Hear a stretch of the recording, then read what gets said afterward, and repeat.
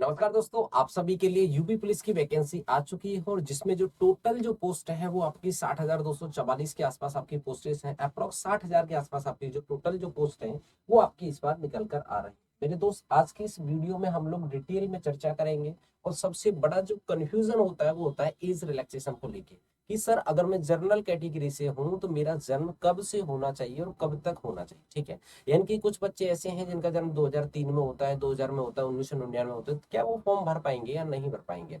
फिर उसके बाद में हम लोग बात करेंगे एजुकेशन क्वालिफिकेशन, क्या इसकी एजुकेशन क्वालिफिकेशन होनी चाहिए, क्या आपका सैलरी पैकेज रहता है, एग्जाम पैटर्न क्या रहता है, और सबसे बड़ा जो कंफ्यूजन है कि सर इस बार जो एग्जाम होगा वो ऑनलाइन होगा या ऑफलाइन होगा। ठीक है, और नेगेटिव मार्किंग कितने की रहेगी, तो उन सारी जो चीजें हैं उन पर हम लोग डिटेल में चर्चा करने वाले हैं। कब से आपके फॉर्म फिलअप किए जाएंगे, तो अगर आप इसका फॉर्म भरना चाहते हैं तो ये वीडियो आपके लिए। चल, तो हम लोग चर्चा करते हैं इंपॉर्टेंट डेट्स के साथ में। ठीक है, सबसे पहले मैं आपको इसके 4 स्टेप बता देता हूँ। ठीक है, फर्स्ट स्टेप जो होगा वो आपका रिटन एग्जाम होगा। ठीक है, जो सर पहला जो स्टेप होगा वो हमारा रिटन एग्जाम होगा। और यहाँ पर एक बहुत इंपॉर्टेंट इंफॉर्मेशन है कि अप्रोक्स, ये बेटा लगभग है, ये मान के चलना कि 11 फरवरी को हो सकता है कि आपका एग्जाम कंडक्ट हो जाए। एक बार कंफर्मेशन आ जाएगी, लेकिन अभी जो डेट आया है वो 11 फरवरी को है और अभी चल रहा है 23 दिसंबर। तो ज्यादा टाइम आप लोगों के पास में बचा नहीं, अपनी तैयारी में लग जाइएगा मेरे भाई बंधुओं, मेरे प्यारे देशवासियों। अगर स्टेज सेकंड की बात करें तो वो आपका डॉक्यूमेंट्स वेरिफिकेशन है सेकंड स्टेज में। थर्ड की अगर हम बात करें तो आपका वो फिजिकल है। ठीक है, और फोर्थ की अगर हम बात करें तो मेरे दोस्त आपका जो फिजिकल के बाद का जो प्रोसेस रहता है वो सारा का सारा कंप्लीट हो।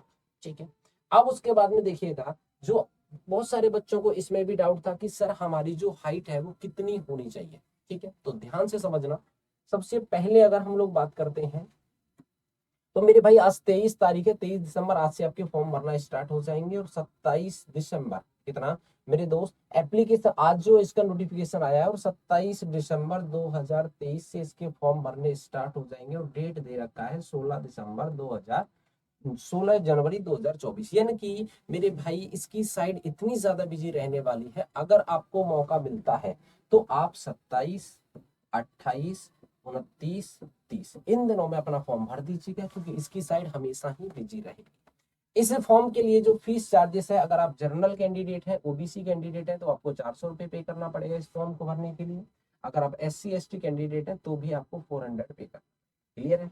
अब उसके बाद में अगर हम बात करें, देखो यहाँ पर कोई आपके पास में वो नहीं दे रखा कि 11 फरवरी को, लेकिन डेट ये आ चुकी है एक नोटिफिकेशन के जरिए से। ठीक है, अब उसके बाद में अगर हम बात करें नेक्स्ट, तो आप लोग देख सकते हैं जनरल कैंडिडेटों की जो पोस्ट है वो 24,102 है। ओबीसी कैंडिडेटों की जो पोस्ट है वो 16,264 है। ईडब्ल्यूएस वाले कैंडिडेटों के लिए पोस्ट है उनकी 6,024 है। SC वाले कैंडिडेटों की पोस्ट है 12,650। ST वालों के लिए 1,204 और टोटल जो है वो 62,244 है।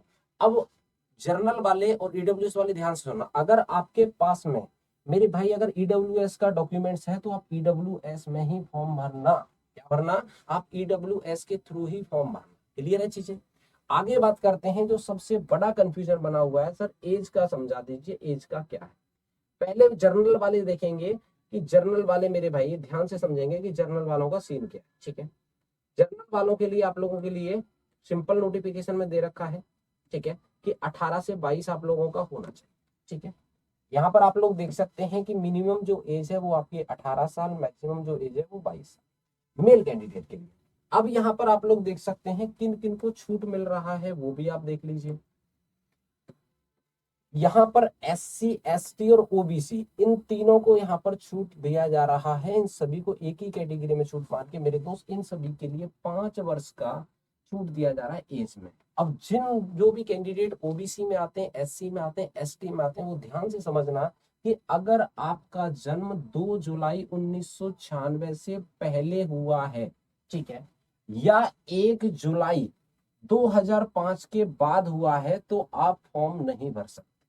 ठीक है, अगर आपकी डेट ऑफ बर्थ इन दोनों के बीच में आती है कि आप 1996 के बाद में पैदा हुए हैं और 2005 से पहले, तो आप इसमें फॉर्म भर सकते हैं, आप इसमें अप्लाई कर सकते हैं। सेकंड देखो, जो फीमेल कैंडिडेट है, SC कैंडिडेट, ST, OBC तीनों को एक ही कैटेगरी में यहाँ पर रखा गया है, उनके लिए भी 5 वर्ष में छूट गई है एज के अंदर। तो उनका जो जन्म है वो 2 जुलाई 1993 से लेकर, ठीक है, 1 जुलाई और 2005 के बीच में होना चाहिए, इनके बाद में ना होना चाहिए, और इससे 2 जुलाई 1900 से पहले नहीं होना चाहिए। समझ में आ गया? ये जो डेटें लिखी हुई है, इनके बीच में अगर आपकी डेट ऑफ बर्थ आती है तो आप फॉर्म भरने के लिए कैपेबल है। क्लियर है? इससे बड़ा तो और कोई एक्सप्लेनेशन नहीं कर सकते। ये तो एग्जैक्ट डेट बता दी है, तो अब आप लोगों को संतुष्टि हो गई होगी कि कौन कौन से ऐसे मेंबर हैं जो फॉर्म भर सकते हैं। ठीक है, अब आप लोग आ जाइए फिजिकल के ऊपर।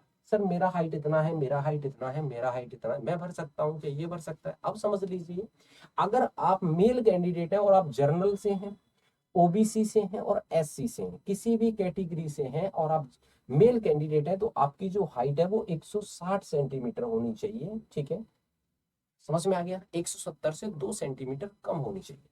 आगे अगर हम बात करें, अगर आप जर्नल कैंडिडेट हैं, OBC कैंडिडेट है और SC हैं, और अगर आप फीमेल कैंडिडेट है, तो आपकी जो हाइट है वो 152 सेंटीमीटर होनी चाहिए। तो चीजें क्लियर है? अब देखिए, अगर आप ST कैंडिडेट है और बॉयज हैं, तो आपकी हाइट में छूट है 8 सेंटीमीटर की, आपकी हाइट 160 भी चल जाएगी, 160 बहुत कम हाइट है। अगर आप फीमेल कैंडिडेट है और ST कैंडिडेट है, तो आपको 147 हाइट पर भी चल जाएगा। बेटा आपको भी बहुत अच्छी छूट है। जिन गर्ल्स को ऐसा लगता है कि हमारी हाइट कम है, बेटा 147 सेंटीमीटर तो आपकी बैठ ही जाएगी, कोई दिक्कत नहीं। समझे मेरे भाई बंधु?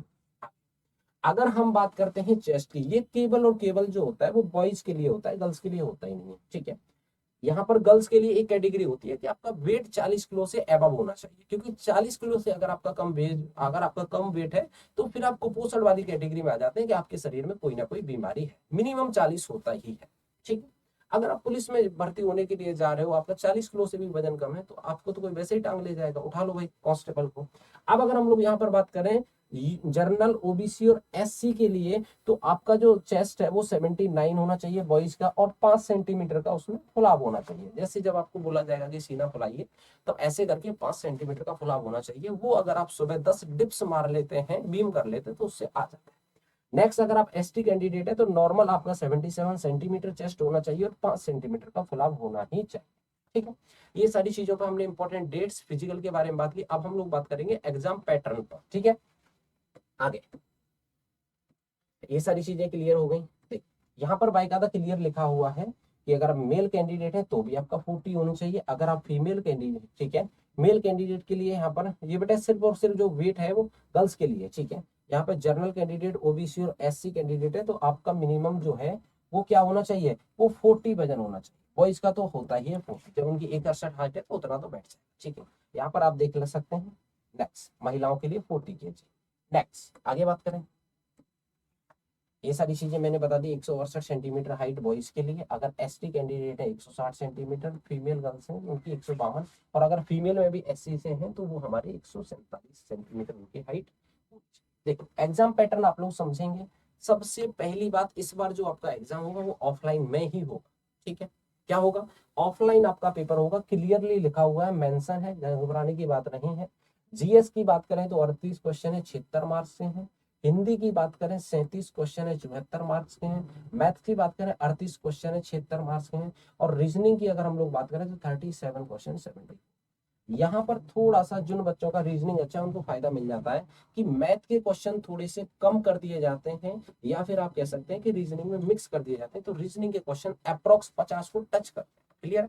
नेक्स्ट, यहाँ पर 0.5 यानी कि मेरे भाई 1/4 की नेगेटिव मार्किंग रहेगी। क्लियर है? 1/4 का मतलब ये रहता है आप 4 क्वेश्चन गलत कर दो, आपका एक सही क्वेश्चन काट लिया। ठीक है, समझ में आ गया? आगे, अब उसके बाद में अगर हम लोग बात करें, सबसे पहले हमने डिस्कस किया था इंपॉर्टेंट डेट्स के ऊपर। फिर उसके बाद में हमने डिस्कस किया था कि इसकी जो परीक्षा है वो 4 चरणों में होगी। फिर उसके बाद में हम लोग डिस्कस किया था जर्नल की एज के ऊपर। फिर उसके बाद में हम लोगों ने जो डिस्कस किया था वो SC और ST वालों को और OBC वालों को कितना एज में छूट मिलेगा। देन अगर हम लोग बात करें, फिर उसके बाद में, ठीक है, फिर हमने वेट के ऊपर बात किया। फिर उसके बाद में हमने एग्जाम पैटर्न के ऊपर बात किया। अब हम लोग बात करेंगे सिलेबस के ऊपर कि इसका सिलेबस क्या रहने वाला है। जो बच्चे हिंदी पढ़ते हैं उन्हें पता है हिंदी वर्णमाला, तत्सम, तद्भव, विलोम, पर्यायवाची, वाक्य, अन्यार्थी शब्द, शुद्ध वाक्य, ये सारा का सारा जो है वो आपका हिंदी का सिलेबस है। इसका आप स्क्रीनशॉट ले लेना, ठीक है। और ये सारी चीजें आपको पढ़नी है। नेक्स्ट अगर हम बात करें तो ये आपका रीजनिंग का है, एनालॉगी है, सिमिलरिटी है, डिफरेंस है, फिर उसके बाद में आपका प्रॉब्लम सॉल्विंग है। इसके अंदर बेटा बहुत सारे टॉपिक्स आ जाते हैं, यहाँ पर हिडन रहते हैं, क्लासिफिकेशन है, अर्थमेटिक है, ठीक है। इसके अंदर बहुत सारे छुपे हुए रहते हैं, तो ओवरऑल आपको टोटल रीजनिंग पढ़ना हो। क्लियर है? जैसे कैलेंडर है, क्लॉक है, कभी अल्टरनेटिव बेस में वहां से भी क्वेश्चन पूछे। ये आपका मैथ का सिलेबस। तो ओवरऑल आप लोगों को सारी जानकारी दे दी गई है। अगर आप कोई और जानकारी चाहिए तो इस वीडियो में आप लोग कमेंट कर सकते हैं, उस कमेंट का रिप्लाई आपको दे दिया। चलिए, तब तक के लिए जय हिंद।